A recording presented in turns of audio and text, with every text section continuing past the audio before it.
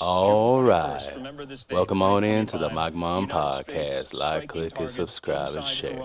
Hey, we got a big deal happening right now. We're going to join Donald J. Trump's speech directly after the bombing of Iran.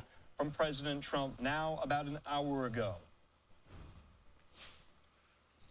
Thank you very much.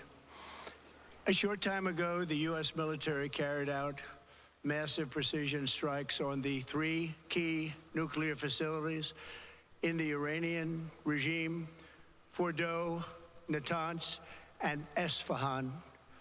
Everybody. All right, folks. Now let's take a look at this right here. I might be the only person telling us about it, but let's take a look. What do you notice about the picture right here? Well, let's take a look at the picture here. Let's work ourselves from left to right.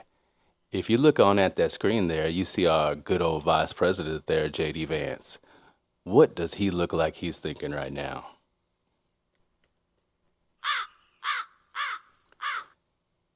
I don't know if he's happy about this decision or he just had some Taco Bell. But no, seriously though, he looks very, very concerned. And if you go in the middle here to the little Rubio, he just looks like honestly, he kind of looks like a puppet just in there. But let's hop on over to the end. Good old Sneaky Pete. Look at Sneaky Pete. Now we hear that he's got some kind of 8 o'clock message for us. I hope it's a good speech, and I hope it's just not that word salad that's just full of that bland dressing, if you know what I mean. But anyways, let's get on over to Trump. Now, I looked at Trump here. If you notice something with Trump, you're going to notice his breathing. Every time he breathes, watch his mouth. Watch the corners of his mouth and watch his lips go down. Almost like I don't want to say this. I don't want to say this. That's what he's looking like. Like, I hate to see this. And then if you really listen closely to Trump, his breathing goes like this, like that. That's not a good sign. Let's take a look. Those names for years as they built this horribly destructive enterprise. Our objective was the destruction of Iran's nuclear enrichment capacity and a stop to the nuclear threat posed by the world's #1 state sponsor of terror. Tonight, I can report to the world that the strikes were a spectacular military success. Iran's key nuclear enrichment. Hold up, wait a minute. Did you see Pete? Did you see Pete, the way he looked when they said it was a complete success? Let's take a look at that. Facilities have been completely and I don't know. obliterated. Iran, the bully of the Middle East, must now make peace. If they do not, future attacks will be far greater and a lot easier. For 40 years, Iran has been saying death to America, death to Israel. They have been killing our people, blowing off their arms, blowing off their legs with roadside bombs. That was their specialty. We lost over 1,000 people, and hundreds of thousands throughout the Middle East and around the world have died as a direct result of their hate. In particular, so many were killed by their general, Qasem Soleimani. I decided a long time ago that I would not let this happen. It will not continue. I want to thank and congratulate Prime Minister Bibi Netanyahu. We worked as a team like perhaps no team has ever worked before. And we've gone a... Hold on, wait a second here. We worked like no team has before. Did you see Donald Trump right then? Did you see the way that he looked up and went like, oh, like he's lying?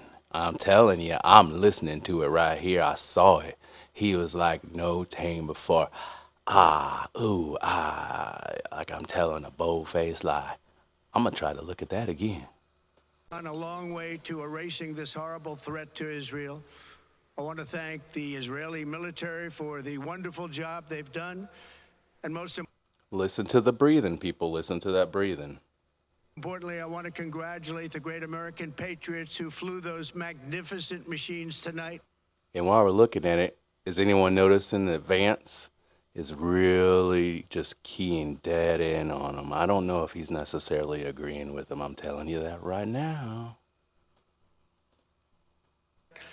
And all of the United States military on an operation the likes of which the world has not seen in many, many decades. Hopefully, we will no longer need their services in this capacity. I hope that's so.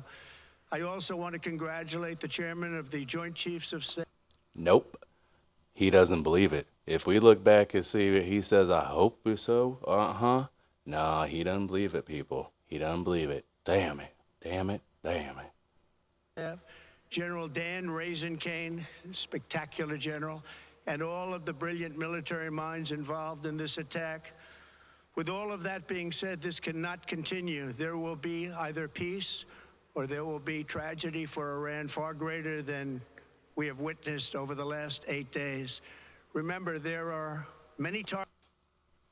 Did anyone see Sneaky Pete over there? He looks scared poopless, people. His eyes got beady when Trump just said that. And I don't know what the howdy doody in the middle's doing. I don't know. Targets left. Tonight's was the most difficult of them all, by far, and perhaps the most lethal. But if peace does not come quickly, we will go after those other targets with precision, speed, and skill. Most of them can be taken out in a matter of minutes. There's no military in the world that could have done what we did tonight, not even close. There has never been a military that could do what took place just a little while ago. Tomorrow, General Kane, Secretary of Defense, Pete Hegseth will have a press conference at 8 a.m. at the Pentagon. And I want to just thank everybody, and in particular, God. I want to just say we love you, God, and we love our great military. Protect them. God bless the Middle East. God bless Israel. And God bless America. Thank you very much. Everybody, that was the most important part right there. Those last 20 seconds there. Did you see how Donald Trump's body changed? It almost leaned to the right and became almost like limp.